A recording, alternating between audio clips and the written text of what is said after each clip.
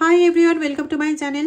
আগে প্রথমে ইনটিউশনটা শেয়ার করি। ইনটিউশনটা হচ্ছে তুমি যাই করে যাও না কেন, ফ্যামিলির প্রতি তোমার কর্তব্য, হোয়াট এভার, ফিনান্সিয়াল কর্তব্য হোক বা সাপোর্টের কর্তব্য হোক বা যাই হোক না কেন, তোমার তুমি যেটা দিয়ে তোমার সংসারকে আটকে রেখেছো, বেঁধে রেখেছো, ধরে রেখেছো, সেটাকে সবাই এরকমভাবে ধরে নিচ্ছে যে এটা তার করার কথা, সে করছে, এর মধ্যে বড় কি আছে, টেকেন ফর গ্রান্টেড টাইপের অনেকটা জিনিসটা। এবং তুমি যদি সেটা একদিন না করতে পারো বা একটু যদি তার থেকে ভুল চুক হয়ে যায় বা তুমি যদি সেখানে কোনো রকম অন্যরকম কোনো অ্যাটিটিউড দেখিয়ে ফেলো, তো সেটা হচ্ছে তোমার বড় ভয়ঙ্কর একটা ভুল, এরকম টাইপের।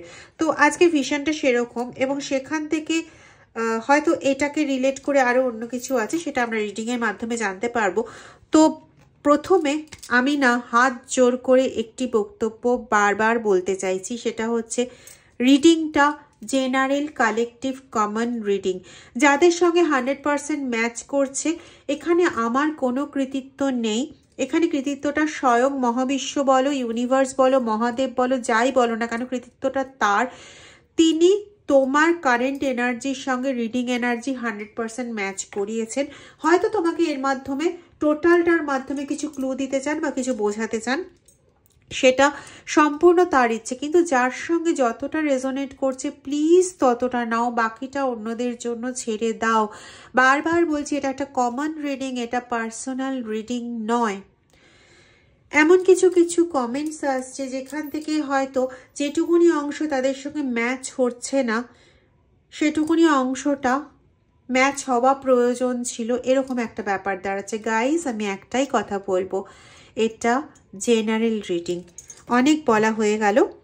টাইমলেস রিডিং অবশ্যই হতে পারে, এরকমও হতে পারে যে বক্তব্যটা তোমার এখন এনার্জির সঙ্গে ম্যাচ করছে না, আমি বেশ কিছু জনের ক্ষেত্রে শুনেছি, কিছুদিন পরে তারা কিন্তু সেই এনার্জি ওয়াইজ কিছু ক্লু পেয়েছে। তো এটা তোমাদের ফিউচার এনার্জি হিসেবেও কারো কারো ক্ষেত্রে কিন্তু কাজ করছে।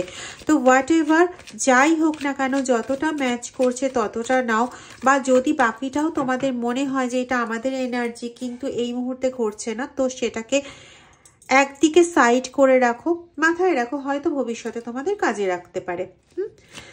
চলে আসি রিডিংয়ে। আগেই বলেছি রিডিংটা টাইমলেস রিডিং।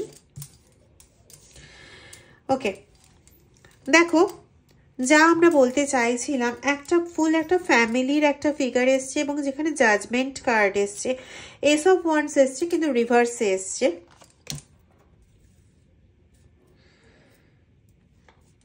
যেখানে তোমাকে নিয়ে মাতামাতি করার কথা, সেখানে সেটাকে বুঝে নেওয়া হচ্ছে যে তোমার কর্তব্য, এবং জাজমেন্টটা এইভাবেই দেওয়া হচ্ছে যে তুমি তোমার কর্তব্যটুকুনি করেছো, এটা তো তোমার কাজ, তাই তুমি করেছো।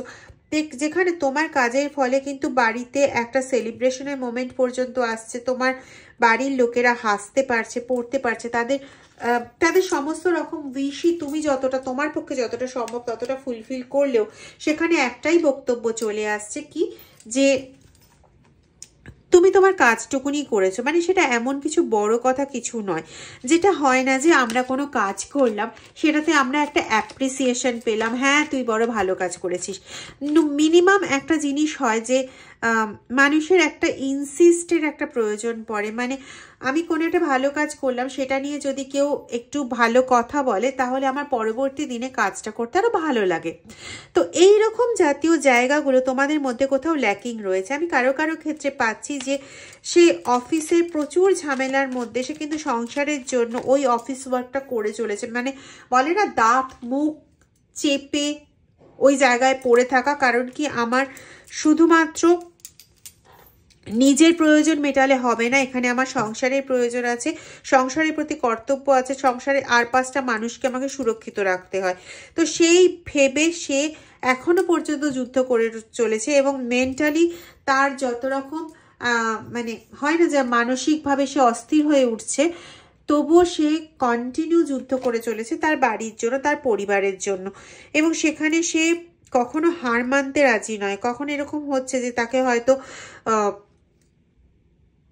কোনো গার্ড ইউজ করতে হচ্ছে, কোনো কিছু করতে হচ্ছে, তথাপি সে কিন্তু পরিবারের জন্য কন্টিনিউ নিজেকে মানে দিয়ে চলেছে, কন্টিনিউ নিজেকে দিয়ে চলেছে, কিন্তু সেখানে তার অ্যাপ্রিসিয়েশনটা কিন্তু কোথাও হচ্ছে না। সবাই একটাই জিনিস ধরে নিয়েছে, টেকেন ফর গ্রান্টেড, যে তুমি যা করছো এর মধ্যে বড় কি আছে হে, তুমি তোমার কাজ করছো, আমি তো তোমাকে বলিনি এটা করতে, আমি তো তোমাকে একবারও বলিনি যে তুমি এই সমস্ত কাজ করো। অ্যাকচুয়ালি তোমাদের ঘরের মধ্যে এই অসন্তোষটাকে ঢুকিয়ে দেওয়া হচ্ছে। কেউ অফিসে সারাদিন রাত কাজ করার পরেও এতটুকুনি ঘরে এসে কোনো রকম তুমি যে এত করেছো তার জন্য তুমি কোনো রকম পজিটিভ রিয়াকশন পাচ্ছ না। যে ঘরে সারাদিন পাগলের মতন খেটে চলেছে সেও কোনো রকম ঘরে after work at the end of the day, সারাদিনের শেষে রাত্রেবেলাও কোনো রকম অ্যাপ্রিসিয়েশন পাচ্ছ না। জীবনটা চলতে হচ্ছে, প্রত্যেকে চলে যাচ্ছ, এরকম একটা ব্যাপার যাদের ক্ষেত্রে ঘটছে। ডেফিনেটলি তাদের 2-5 কম্বিনেশন তারা দেখছো, এবং নিজেদের মধ্যে যে একটা অনুকূল পরিবেশ, নিজেদের মধ্যে যে একটা বন্ডিং, এরকম জায়গাটা টোটালি অফ হয়ে গেছে।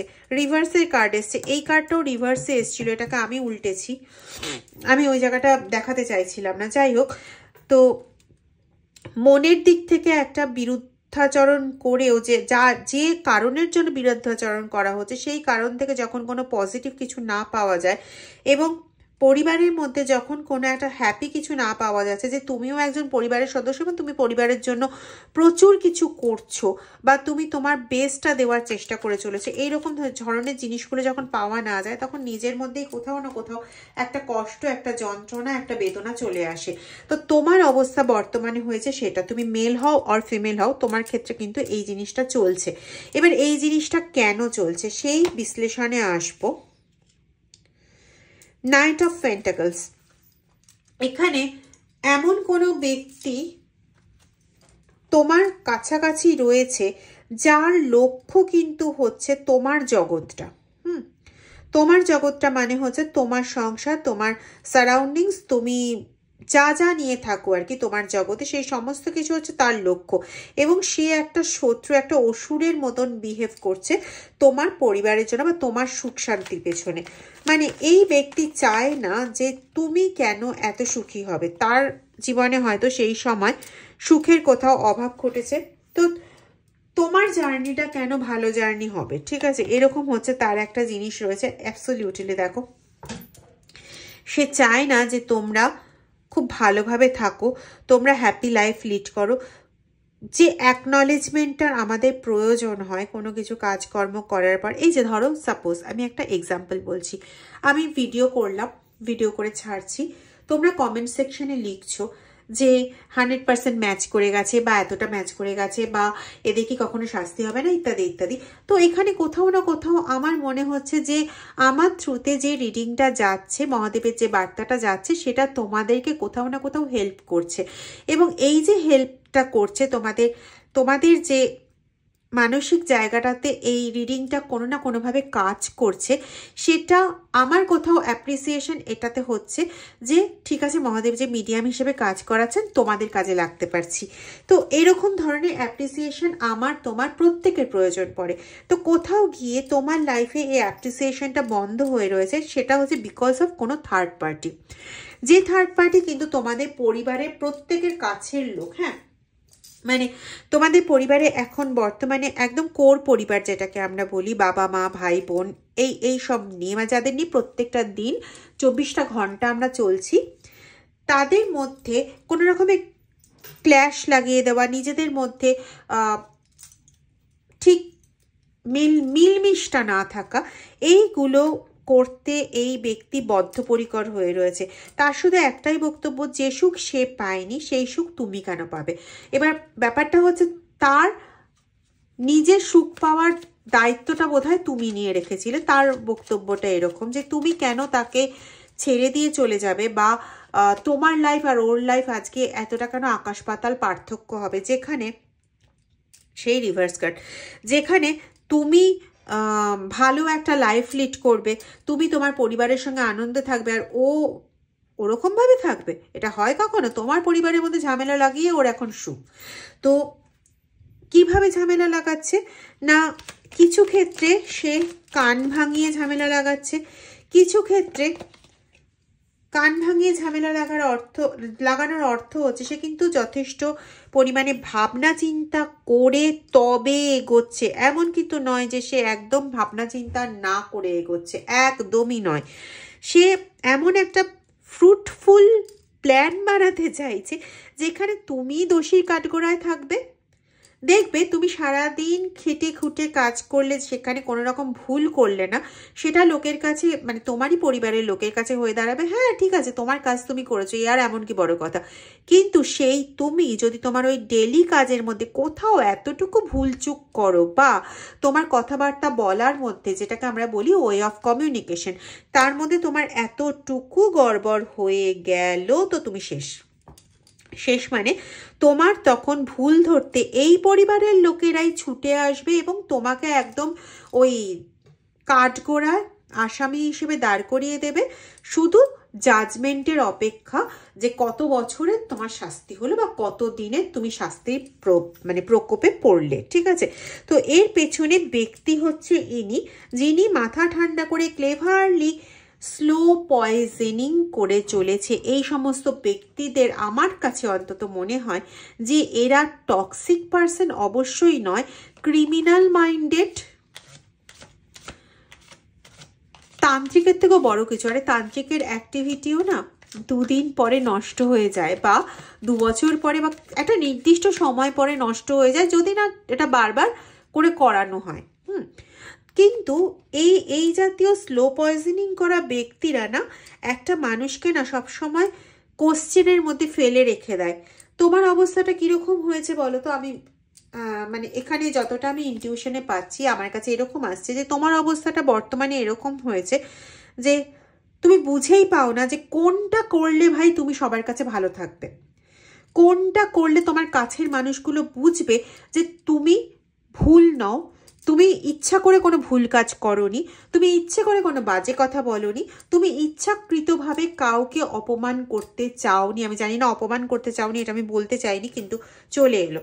দ্বিতীয়, বারংবার তোমাকে এই তোমার থার্ড পার্সন এই ব্যক্তির সুচারু পরিকল্পনার জন্য এমন একটা জায়গায় এসে দাঁড়াতে হয় যেন তুমি বিশাল বড় একটা বুদ্ধিহীনতার কাজ করে ফেলেছো, বিশাল বড় একটা কোনো বুদ্ধিহীনতার কাজ করে ফেলেছো। ঠিক আছে, এরকম একটা কোশ্চেনের মোমেন্টে এসে তোমাকে দাঁড়াতে হয়। গেল। সেকেন্ড, শুধু এইটুকুনি নয়, তোমার এই যে কোশ্চেনের এরিয়া, এই কোশ্চেনের যে এরিয়া, এই জায়গাতে না তুমি সব সময় নিজেই একটা প্রশ্ন চিহ্নের মধ্যে থেকে থাকো।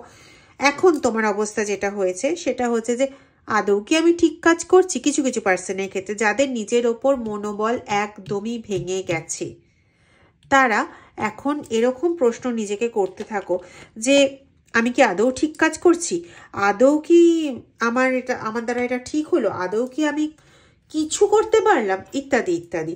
যেখানে তুমি অত্যন্ত সৎ মানুষ, সেখানে তোমাকে এমনভাবে প্রজেক্ট করা হয়, দেখানো হয় যেন তুমি বিশাল অসৎ কাজ করে ফেলেছো, কোনো একটা ভুল কাজ করেছো, মানে এত জঘন্য কাজ করে ফেলেছো সেটা কোনো ভাবেই যেন আর ঠিক করা সম্ভব না। 1 নম্বর। 2 নম্বর কথা হচ্ছে, তুমি যদি কাউকে বোঝাতে গেছো যে তার এই ব্যবহারটাতে তুমি কষ্ট পেয়েছো, সে জীবনেও বোঝে না, এবং তাকে তুমি বোঝাতে গিয়ে বারংবার তুমি এই মুখে পড়ো আলটিমেটলি কেন আমি বোঝাতে গেলাম বা বলতে গেলাম। তো এটা কোনো তান্ত্রিকের কাজ নয়, এটা হচ্ছে ঘরের সেই টক্সিক পার্সনের, টক্সিক না, এক বিষধর জীবন্ত মানুষের কাজ, যে বিষধর মানুষটা তোমার জীবনটাকে পুরো বিষপূর্ণ করে তুলেছে। এদেরকে আমি সোকল্ড, আমাদের এখন বর্তমান পরিভাষায় আমরা যে টক্সিক পার্সনের বর্ণনা পাই, আমার পক্ষে সেটা বলা সম্ভব হলো না।